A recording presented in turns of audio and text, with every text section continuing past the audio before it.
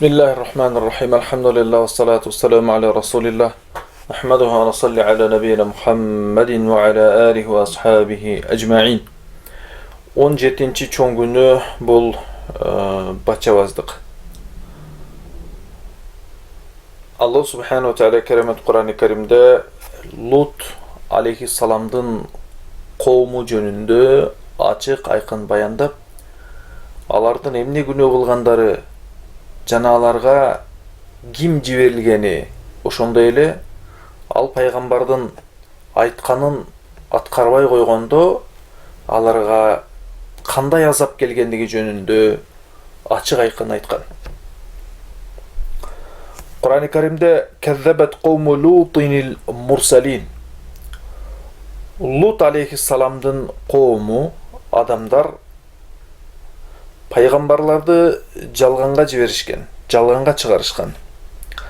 İz qala lahum akhuhum Lutun ala tattaqun. Алардын эле ичинен чыккан пайгамбар Lut aleyhissalam ala tattaqun, Allah'dan korkpойсуңарбы? Inni lekum rasulun amin. Men sizlerge açıktan açık işeniçli bir peygambermin. Fettaku Allah'a ve ati'un. Fettakullaha ve ati'un. Allah'dan korkup mağa başı ile dedi. Ve ma es'alukum aleyhi min ecr in ecre illa ala rabbil alemin. Sizlerde ne eşnerse hakkı soravayımın dedi. Aylık soravayımın. Men kılgan mehnetim Allah üçün dedi.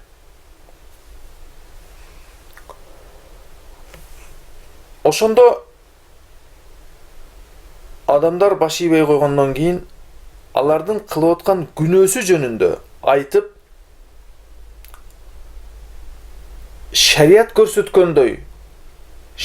көрсөткөндөй аялдарга үйлөнгүлө деди. Лут кому адамдар не кылышкан? Эркектер эркектерге үйлөнүшкөн. وَلُوطًا إِذْ قَالَ لِقَوْمِهِ أَتَأْتُونَ الْفَاحِشَةَ مَا سَبَقَكُمْ بِهَا مِنْ أَحَدٍ مِنَ الْعَالَمِينَ. Alamda sizlerden murun hiç kim kılbagan, hiç kim görmөгөн şunday amaldı kılasыңarбы?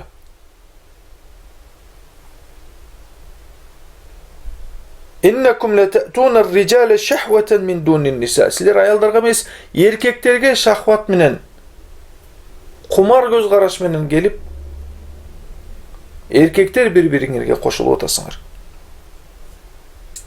Bel entum kavmun musrifun. Balkim sizler bun menen en jaman, en ıplas işti kılıp otasыңар.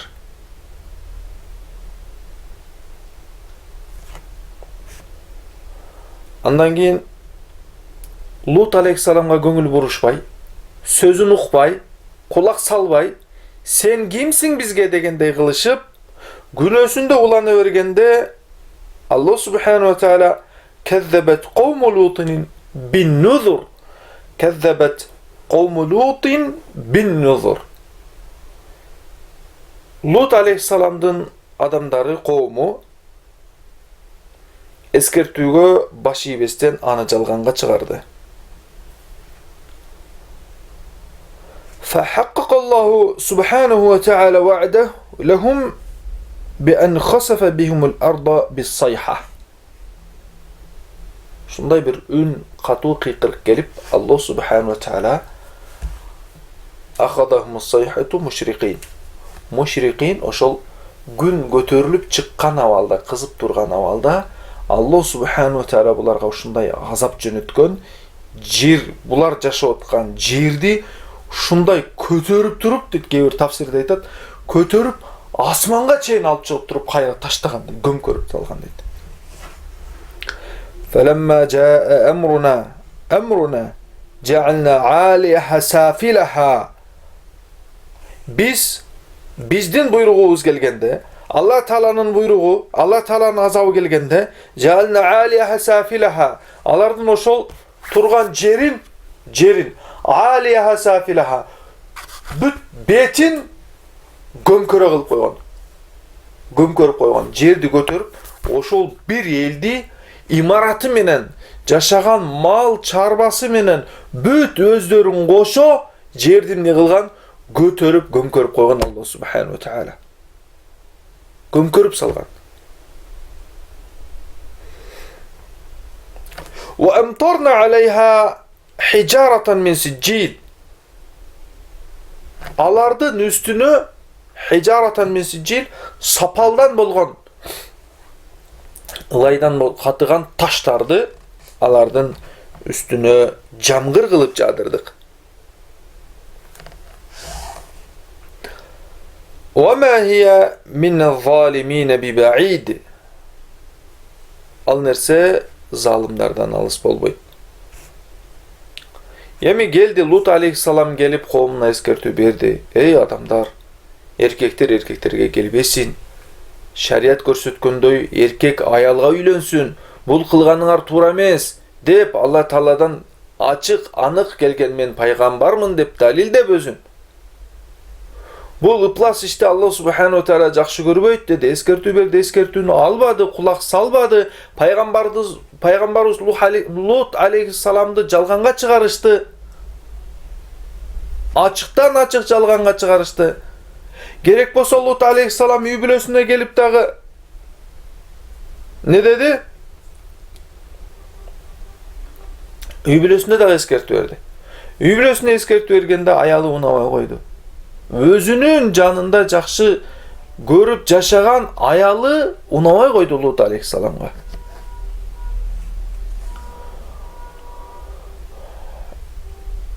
Qala inna fiha lutan qalu nahnu a'lamu biman fiha lanunajjiyannahu wa ahlihi illa imra'atahu. Эми аларга азап келетканда Аллах субханаху ва тааляга айтышкан, бул коомдун ичинде Лут алейхиссалам бар го деп периштелер айтса, Аллах Таала биз ал коом ичинде кимдер бар экенин билебиз. Lanunajjiyannahu, биз Лут алейхиссаламды сөзсүз түрдө ва ахла, үй бүлөсүн, бала чакасын аларды сактап калабыз. Illa imra'atah, бирок аялы азапка түшүүчүлөр менен бирге болот деди Алла Таала.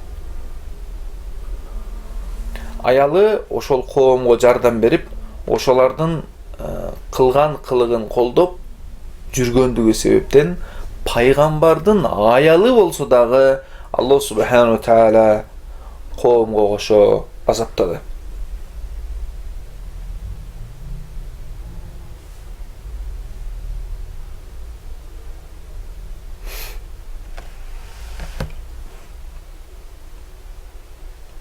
Эми тарыхта мына ушундай окуя өткөн. Пайгамбарыбыз саллаллаху алейхи ва саллям Лут коомунун амалын кылуучуларга наалат болсун деди, каргыш болсун деди. Ким? Расулуллах саллаллаху алейхи ва саллям. Аллахтын эң сүйүктүү пендеси Пайгамбарыбыз саллаллаху алейхи ва саллям бул Лут алейхиссаламдын коомунун кылган кылыгын, тагыраак айтканда, эркектер менен эркектер кошулгандарды Пайгамбарыбыз каргаган, наалат айткан, каргыш айткан. Наалат, каргыш деген жер жутуп кетсин. Жарыбай калсын, 1-2 болбой калсын, адамдар сабына кошулбай калсын, адамдар анын астында, адамдар ошоларды көрүп жийиркенип калсын. Каргыш ошондой.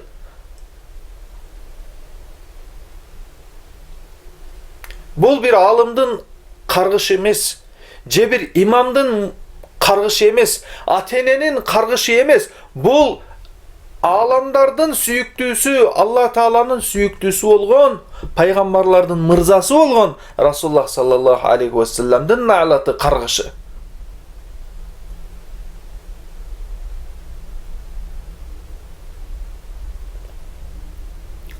Пайгамбарыбыз саллаллаху алейхи ва саллям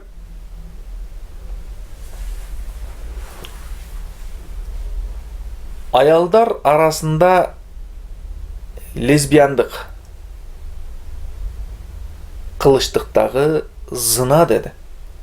Бул эркектер менен кошулса, Аялдар дагы бири-бири менен лесбияндык кылып, бири-бирине кумар менен жакындаштыгы бул дагы зына деп пайгамбарыбыз ачык айкын айтты. Демек, бул дагы пайгамбарыбыз саллаллаху алейхи вассаламдын каргышына калган, наалатына калган. Ибн Аббас радиаллаху анху айтат: аялдыгы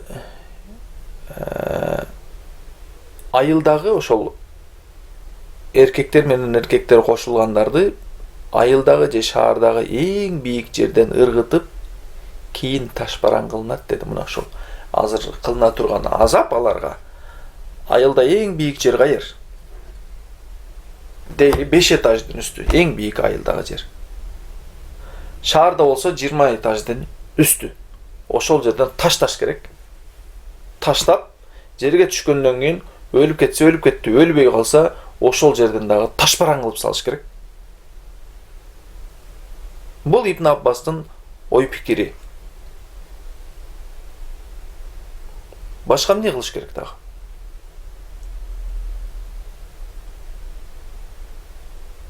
Камап буларды кылып аткан кылыгынан тоса албайсың. Аз келгенси булардын кылган кылыгын жактап, колдоп бериш керек. Буларга ушундай эркиндик, мүмкүнчүлүк бериш керек деген акмактар дагы бүгүн биздин өлкөбүздө чыгып атат. Келесо. Биздин тили менен айтканда гейлерди колдогондор чыгып атат. Ошоларды чыгарып, алардын колдоп бериш керек. Аларды мындай иштери бар экен, бул жакшы экен деген чыгарып адамдардын алдына чагылдырып аткан блогерлерчи.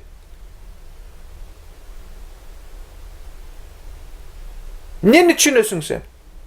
Нени билесиң? Алардын кылган кылыгына пайгамбарыбыз саллаллаху алейхи вассалам наалат айтканын билесиңби? Лут алейхиссаламдын коому жер көтөрүп, жерге чаап, үстүнөн таш жаадырганын билесиңби сен?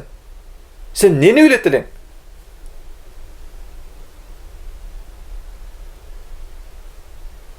Эл оңолушун адам болгондон кийин адамча жашаштыгын имамдар айтып келет, жаш каармандар айтып келет, алымдар айтып келет бүгүн.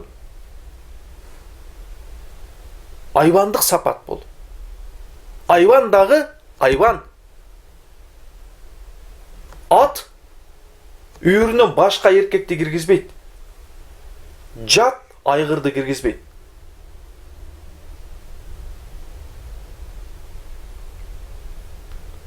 Эгерде ошол бээ башка айгырдан боз болуп туа турган болсо, ошол туулган баланы дагы айгыр тиштеп жулуп өлтүрүп коюшу да мүмкүн, ыктымал. Эч качан жылкы эркек жылкыга секирбейт.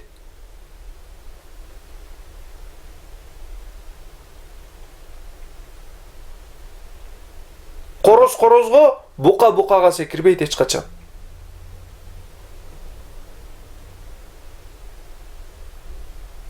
Айванчалык жоксуңбу?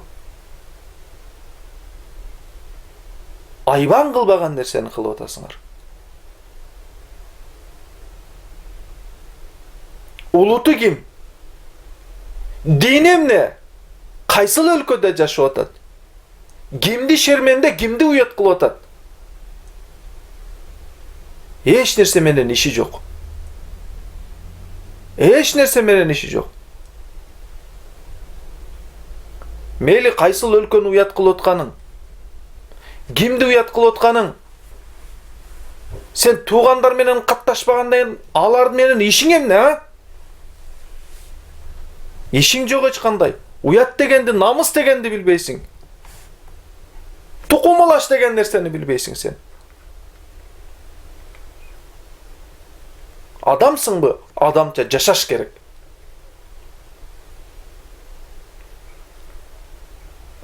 Пайгамбарыбыз саллаллаху алейхи вассалам Макка Мукаррамага Каабаны бузганы ушундай бир топ адамдар келет деди.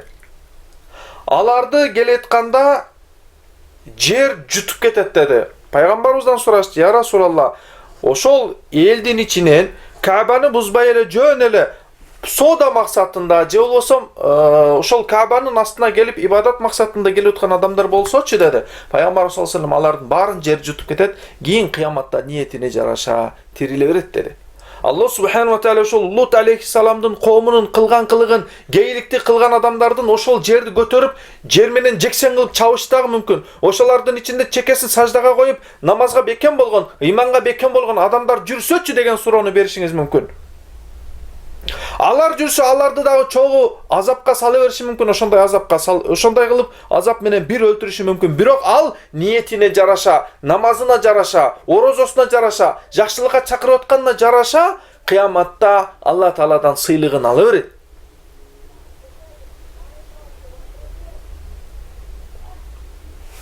Бул кылган кылыгына, акмакчылыгына жараша жазасын алат. Кудай сактасын. Кичинекей жерибиз болсо, ошону да Алла субхану ва тааля ошол эл астына көрүнгөнү аз, бирок көрүнбөй жүргөнү канча. Алла субхану ва тааля мындай бачабаздыктан өзү сактап, адамча жашаганды, мусулманча жашаганды, аял менен эркек турмуш куруп, адал жашаганды, адал тукум улаганды насип кылган болсун. Элибизде Алла Таалам жакшы абалда, суктанаарлык деңгээлде болуп, иманга бекем болушубузду насип кылсын. Ассаламу алейкум ва рахматуллахи ва баракатух.